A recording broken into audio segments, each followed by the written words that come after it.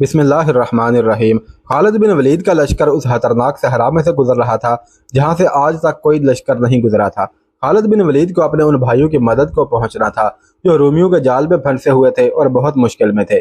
खालिद बिन वलीद रजी अल्लाह तआला अन्हु को उनके सालारू और बाकी लोगों ने भी बहुत रोका कि इस सहरा से गुजरना मौत से गुजरना है, लेकिन खालिद बिन वलीद अपने अज़म के पक्के थे।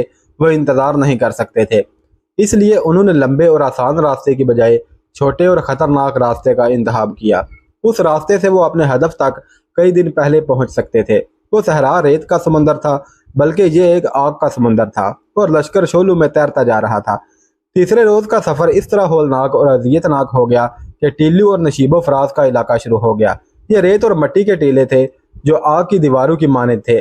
पहले तो लश्कर सीधा जा रहा था, अब थोड़े थोड़े फासले पर मुड़ना पड़ता था। दीवारों जैसे टीले मुजाहिदीन को जला रहे थे, जहां सबसे ज्यादा खतरा भटक जाने का था।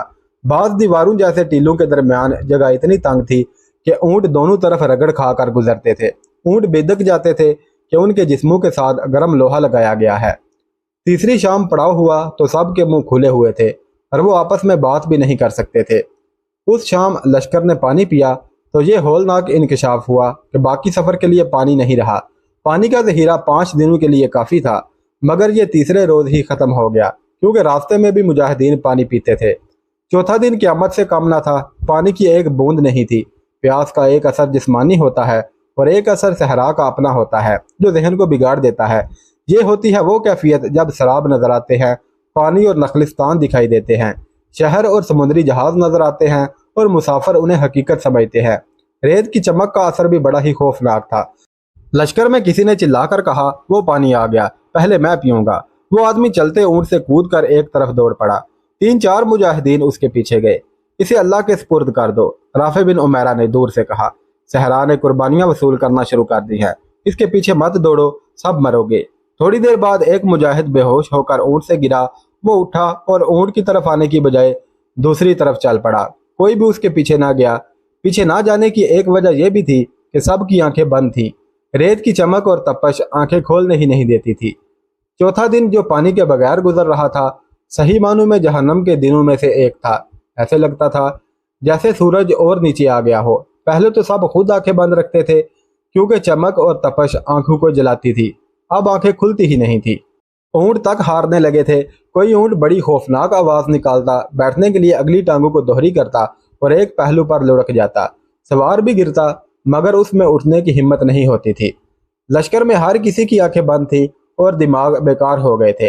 उन्हें महसूस ही नहीं होता था कि उनका कोई साथी ऊंट से गिर पड़ा है, या ये कि उसका ऊंट भी गिर पड़ा है और उसे उठाकर अपने साथ ऊंट पर बिठा ले। शराब का शिकार होने वालों की तादाद बढ़ती जा रही थी। खुद खालिद बिन वलीद की हालत ऐसी हो गई थी कि उन्हें कुछ पता नहीं चल रहा था कि लश्कर में क्या हो रहा है। वो तो अज़म और ईमान की कुव्वत थी जो उन्हें जिंदा रखे हुए थी, और ये ऊंट थे जो चले जा रहे थे। अगर ऊंट रुक जाते तो लश्कर का कोई एक भी फर्द एक कदम न चल सकता। घोड़ों के मुंह खुल गए थे और जुबानें लटक आई थीं। मुजाहिदीन की जुबानें सूज गईं, हलक में कांटे चुभ रहे थे। इस वजह से उनके मुंह भी खुल गए थे। वो तो अब लाशों की मानद हो गए थे। अब वो आलम नज़ा के करीब पहुंच रहे थे। जिस्मों की नमी खुश्क हो चुकी थी। रात को लश्कर रुका। तमाम रात मुजाहिदीन ने जागते गुजारी। जिस्मों के अंदर सुइयां चुभती थीं। जुबानों की हालत ऐसी थी जैसे मुंह में किसी ने लकड़ी का टुकड़ा रख दिया हो। सफर के आखिरी दिन का सूरज तलू होकर मुजाहिदीन को मौत का पैगाम देने लगा। कई मुजाहिदीन ऊंटों पर बेहोश हो गए। वो खुशकिस्मत थे जो लुढ़क कर गिरे नहीं। ये लश्कर अब एक लश्कर की तरह नहीं जा रहा था। ऊंट बिखर गए थे, बाज बहुत पीछे रह गए थे और कई दाएं और बाएं फैल गए थे। रफ्तार खतरनाक हद तक सुस्त हो गई थी। ये पानी के बगैर दूसरा दिन था और ये एक मौजज़ा था कि वो अब भी जिंदा थे। कौन सी ताकत थी जो उन्हें जिंदा रखे हुए थी? वो अल्लाह का वो पैगाम था जो रसूल करीम सल्लल्लाहु अलैहि वसल्लम लाए थे, और ये मुजाहिदीन इंसानियत की नजात के लिए अल्लाह का ये पैगाम ज़मीन के गोशे गोशे तक पहुँचाने के लिए सहरा की आग में से गुजर रहे थे। अल्लाह ने उन्हें बड़ी ही अजियतनाक आजमाइश में डाल दिया था और उसी की ज़ात उन्हें जिंदा रखे हुए थी। गुरूब आफ्ताब से बहुत पहले खालिद बिन वलीद रजी अल्लाह तआला अन्हु अपने ऊँट को राफे बिन उमैरा के ऊँट के करीब ले गए। इब्ने उमैरा, खालिद बिन वलीद ने बड़ी मुश्किल से ये अल्फाज जुबान से निकाले, क्या अब हमें उस चश्मे पर नहीं होना चाहिए था जिसका तूने जिक्र किया था? सवा एक ही मंजिल दूर रह गया होगा। اللہ تجھے سلامت رکھے ولید کے بیٹے، رافع بن عمیرہ نے کہا۔ میں آشوب چشم کا مریض تھا، اس صحرا نے میری آنکھوں کا نور ختم کر دیا ہے، میں اب کیسے دیکھوں؟ کیا تو اندھا ہو گیا ہے؟ خالد بن ولید نے گھبرائی ہوئی آواز میں پوچھا۔ جو تو دیکھ سکتا ہے وہ ہم میں سے کوئی بھی نہیں دیکھ سکتا، کیا ہم بھٹک گئے ہیں؟ مورخ واقدی اور طبری نے لکھا ہے کہ رافع بن عمیرہ کی بینائی ختم ہو گئی تھی، اس نے ذہن میں کچھ حساب رکھا ہوا تھا۔ ان دونوں مورخوں نے اس کے صحیح الفاظ اپنی تحریروں میں نقل کیے ہیں۔ ابن ولید، رافع نے کہا، لشکر یہیں روک لے، اپنے کچھ آدمیوں کو آگے بھیج، انہیں کہہ کہ وہ عورت کے پستانوں کی شکل کے 2 ٹیلوں کو تلاش کریں۔ خالد بن ولید رضی اللہ تعالیٰ عنہ نے کچھ آدمیوں کو آگے بھیج دیا، یہ آدمی جلد ہی واپس آ گئے اور انہوں نے بتایا کہ وہ 2 ٹیلے دیکھ آئے ہیں۔ رافع نے خالد بن ولید سے کہا کہ اللہ کے کرم سے وہ صحیح راستے پر جا رہے ہیں، لشکر کو آگے لے چلو۔ ابن ولید، رافع بن عمیرہ نے کہا، اب اپنے آدمیوں سے کہہ کہ ایک درخت کو ڈھونڈیں جس پر کانٹے ہی کانٹے ہوں گے، اور وہ کوئی اونچا درخت نہیں ہوگا، وہ دور سے اس طرح نظر آئے گا جیسے کوئی آدمی بیٹھا ہوا ہو، یہ درخت ان 2 ٹیلوں کے درمیان ہوگا۔ آدمی گھوم پھر کر واپس آ گئے اور انہوں نے یہ خبر سنائی کہ انہیں ٹیلوں کے درمیان اور ارد گرد بلکہ دور دور تک کوئی ایسا درخت نظر نہیں آیا۔ رافع بن عمیرہ نے کہا، سمجھ لو کہ ہم سب مر گئے۔ اس نے کچھ سوچ کر اور قدرے جھنجھلا کر کہا، ایک بار پھر جاؤ، درخت مل جائے گا، ریت کے اندر بھی ڈھونڈو۔ آدمی پھر گئے، برچیاں اور تلواریں ریت میں مار مار کر مطلوبہ درخت کھوجنے لگے۔ ایک جگہ انہیں ریت کی ڈھیری نظر آئی، ریت ہٹائی تو وہاں ایک درخت کا ٹنڈ منڈ سا تنا ظاہر ہو رہا تھا، یہ ہاردار تھا۔ اکھاڑ دو اس درخت کو، رافع نے کہا، اور اس جگہ سے زمین کھودو۔ زمین اتنی زیادہ نہیں کھودی گئی تھی، لیکن پانی امڑ پڑا اور ندی کی طرح بہنے لگا۔ اس گڑھے کو کھود کھود کر کھلا کرتے چلے گئے، حتیٰ کہ یہ ایک وسیع تالاب بن گیا۔ لشکر کے مجاہدین اس پانی پر ٹوٹ پڑے۔ واقدی لکھتا ہے کہ یہ پانی اتنا زیادہ تھا کہ اتنے بڑے لشکر نے پیا، پھر اونٹوں اور گھوڑوں نے پیا، تب بھی یہ امڑتا رہا۔ مجاہدین نے مشکیزیں بھر لیے، تب انہیں یہ خیال آیا کہ معلوم نہیں ان کے کتنے ساتھی پیچھے رہ گئے ہیں۔ اونٹ بھی تر و تازہ ہو چکے تھے اور انسان بھی۔ اپنے ساتھیوں کا خیال آتے ہی کئی مجاہدین اونٹوں پر سوار ہوئے اور واپس چلے گئے۔ وہ منظر بڑا ہولناک تھا، جگہ جگہ کوئی نہ کوئی مجاہد اور کوئی اونٹ یا گھوڑا ریت پر بے ہوش پڑا جل رہا تھا۔ مجاہدین نے ان کے منہ میں پانی ڈالا اور انہیں اپنے ساتھ لے آئے۔ بعض مجاہدین شہید ہو چکے تھے، انہیں ان کے ساتھیوں نے وہیں دفن کر دیا۔ ابن عمیرہ، خالد بن ولید نے رافع بن عمیرہ کو گلے سے لگا کر کہا، تو نے لشکر کو بچا لیا ہے۔ اللہ نے بچایا ہے ابن ولید، رافع نے کہا، میں اس چشمے پر صرف ایک بار آیا تھا اور یہ 30 سال پہلے کا واقعہ ہے۔ میں اس وقت کم سن لڑکا تھا اور میرا باپ مجھے اپنے ساتھ لایا تھا۔ اس چشمے کو اب ریت نے چھپا لیا تھا، لیکن مجھے یقین تھا کہ یہاں چشمہ موجود ہے۔ یہ اللہ کا خاص کرم ہے کہ چشمہ موجود تھا۔ ان مجاہدین کی مہم اس سفر پر ختم نہیں ہو گئی تھی، یہ تو آزمائش کی ایک کڑی تھی جس میں سے وہ گزر آئے تھے، اور ان کا اصل امتحان ابھی باقی تھا۔ شام کی سرحد تک پہنچنے کے لیے ابھی 2 منزلیں باقی تھیں، لیکن وہ کٹھن نہیں تھیں۔ اصل مشکل یہ تھی کہ رومی ان کے مقابلے کے لیے اور انہیں شام کی سرحدوں سے دور ہی ختم کرنے کے لیے اتنی زیادہ فوج اکٹھی کر رہے تھے، جس کے مقابلے میں مسلمانوں کی یہ نفری کوئی حیثیت ہی نہیں رکھتی تھی۔ اسلامی فوج کی نفری تو پہلے ہی کم تھی، اور خالد بن ولید 9000 نفری کی جو کمک لے کر گئے تھے، اس کے ہر فرد کو بالکل خشک اور ناقابل برداشت حد سے بھی زیادہ گرم صحرا نے 5 دنوں میں چوس لیا تھا۔ ان کے جسموں میں دم خم ختم ہو چکا تھا، ان میں سے کچھ تو شہید ہو گئے تھے اور کچھ ایسے تھے جن پر صحرا نے بہت برا اثر کیا تھا، وہ 8-10 دنوں کے لیے بیکار ہو گئے تھے۔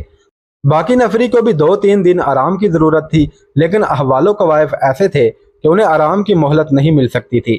دشمن بیدار اور تیار تھا، اور یہ بڑا ہی طاقتور دشمن تھا۔ اس وقت کے ملک شام پر رومی حکمران تھے، اور ان کی فوج اس دور کی مشہور، طاقتور اور مضبوط فوج تھی۔ اس دور میں 2 ہی شاہی فوجیں مشہور تھیں، ایک فارس کی فوج اور دوسری رومیوں کی۔ دور دور تک ان دونوں فوجوں کی دھاک بیٹھی ہوئی تھی۔ نفری زیادہ ہونے کے علاوہ ان کے ہتھیار بھی برتر تھے۔ روم کی فوج کے متعلق تاریخ نویسوں نے لکھا ہے کہ جس راستے سے گزرتی تھی اس راستے کی بستیاں خالی ہو جاتی تھیں۔ فارس کی جنگی طاقت کو تو مسلمانوں نے بڑی تھوڑی نفری سے ختم کر دیا تھا اور عراق کے بے شمار علاقے پر قبضہ کر لیا تھا۔ اب مسلمان دوسری بڑی جنگی طاقت کو للکار رہے تھے۔ رومی اکیلے نہیں تھے، ان کا اتحادی غسان کا بڑا ہی طاقتور قبیلہ تھا۔ رومی جب ان علاقوں میں آئے تھے تو غسان واحد قبیلہ تھا جس نے رومیوں کا مقابلہ کیا تھا۔ یہ مقابلہ چند دنوں یا مہینوں پر ختم نہیں ہو گیا تھا، بلکہ غسانی بڑی لمبی مدت تک لڑتے رہے تھے۔ رومیوں نے شام کے وسیع علاقے پر قبضہ کر لیا تو بھی غسانی لڑتے رہے۔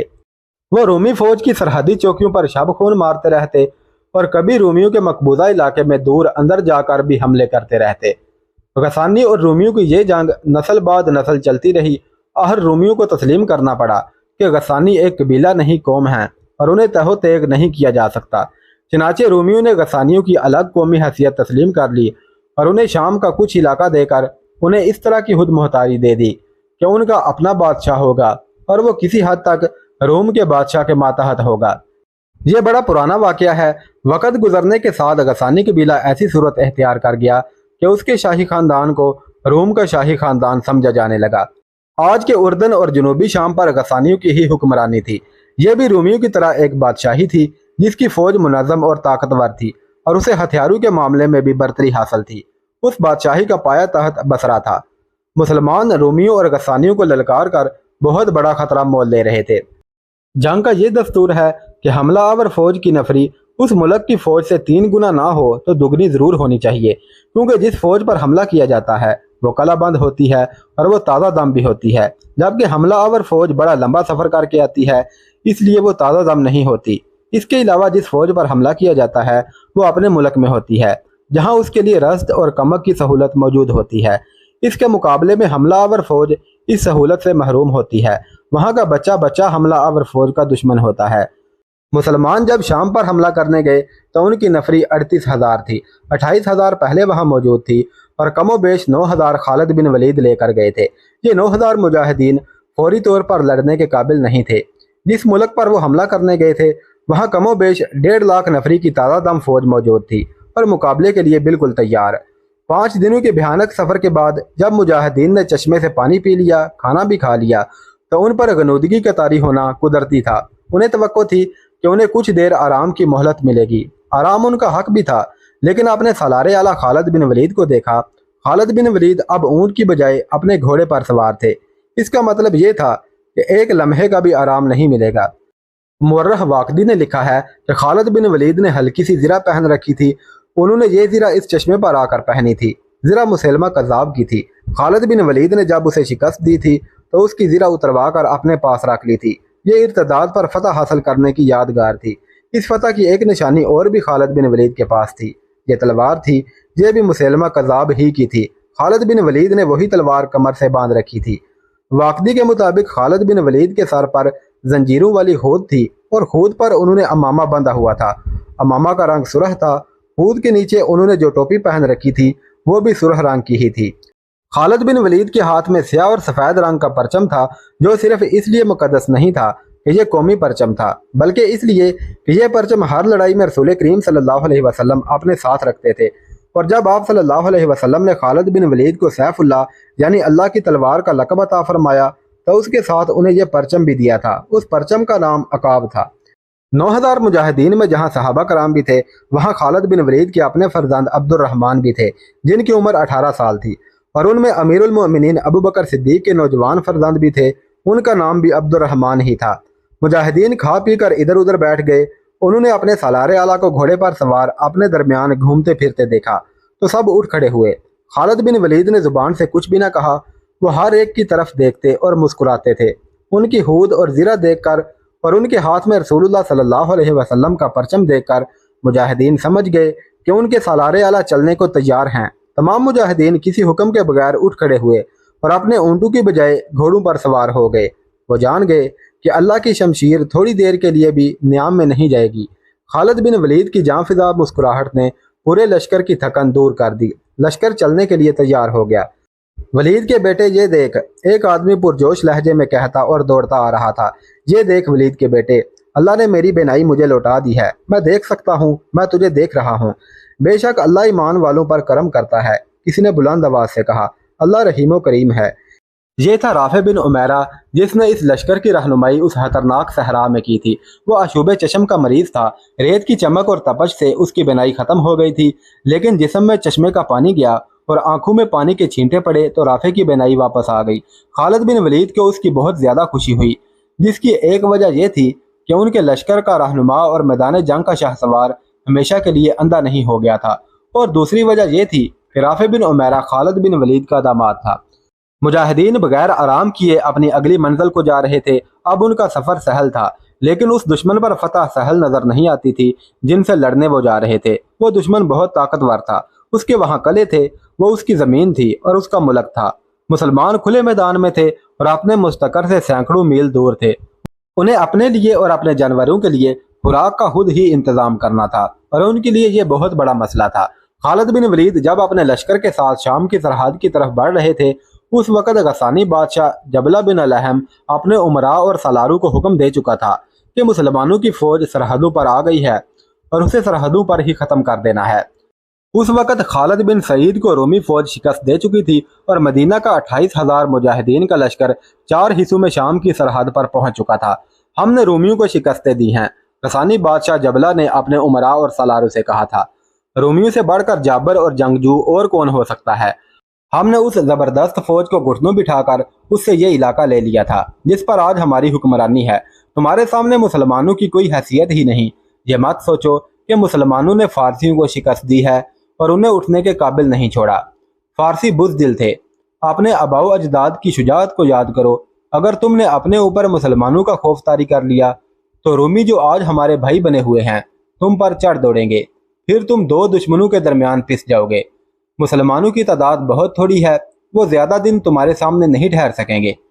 شہنشاہ غسان، ایک معمر سالار نے کہا، ان کی تعداد تھوڑی ہے تو کیا وجہ ہے کہ فارس کے نامور سالار ان کے ہاتھوں مارے گئے ہیں؟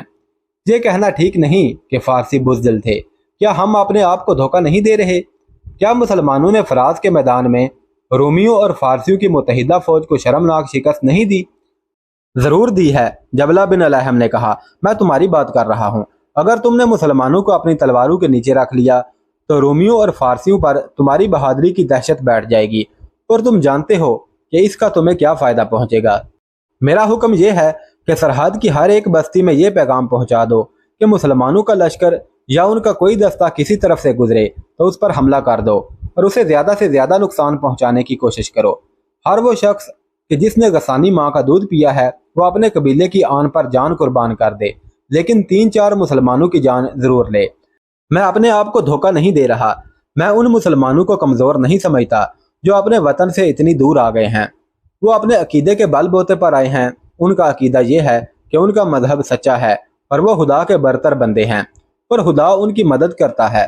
اگر تم بھی اپنے عقیدوں کو مضبوطی سے پکڑ لو تو تم انہیں کچل کر رکھ دو۔ قبیلے کے بچے بچے کو لڑاؤ، عورتوں کو بھی لڑاؤ، اور ہر کوئی یہ کوشش کرے کہ مسلمانوں کو یہاں سے کھانے کو ایک دانہ نہ ملے، پینے کو پانی کی بوند نہ ملے، اور ان کے اونٹ اور گھوڑے اس گھاس کی ایک پتی بھی نہ کھا سکیں جو تمہاری زمین نے اگائی ہے۔ خالد بن ولید رضی اللہ تعالیٰ عنہ کی اگلی منزل سوا تھی جس کے متعلق انہیں بتایا گیا تھا کہ سرسبز و شاداب جگہ ہے۔